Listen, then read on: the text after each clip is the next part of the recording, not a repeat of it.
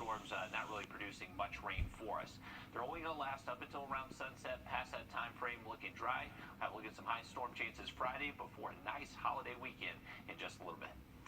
Well, in case you missed it earlier, big news today. Bill Cosby is once again a free man. Today, Pennsylvania Supreme Court overturning the comedian's sex assault conviction. The man who was once known as America's dad was the first celebrity tried and convicted in the Me Too era. Elise Preston breaks down today's developments. After a stunning court reversal, Bill Cosby has been released from prison. Pennsylvania's highest court overturned the 83-year-old sexual assault conviction on a technicality. This decision will be criticized far and wide, even though the lawyers will tell you it is a correct decision. He was not found not guilty. He was not now innocent. Cosby was convicted in 2018 of drugging and molesting Temple University employee Andrea Constan at his suburban Philadelphia estate in 2004. But Pennsylvania Supreme Court says Cosby should never have been charged because a former district attorney made a deal with the comedian.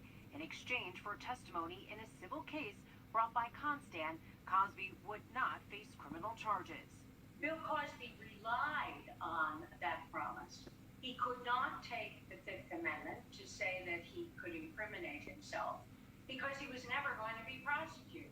Cosby was sentenced to 3 to 10 years and vowed to serve his whole sentence rather than admit wrongdoing or remorse. At least 60 other women stepped forward with stories similar to Constan's. 5 testified at Cosby's highly publicized trial.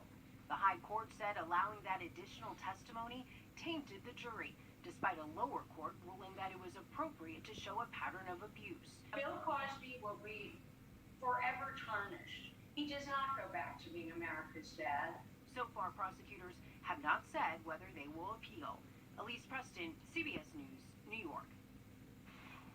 Gloria Allred, who represented many of the women in the Cosby case, says today's decision is devastating for the accusers who bravely testified. Also today, actress Allison Mack is sentenced to 3 years in prison for her role in a sex trafficking cult.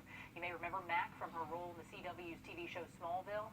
Authorities say she recruited women to a cult-like sex ring called NXIVM. They say she also blackmailed them to get them to participate. On top of her 3-year sentence, Mack must serve 3 years of supervised release and pay a $20,000 fine. It is day 7 now.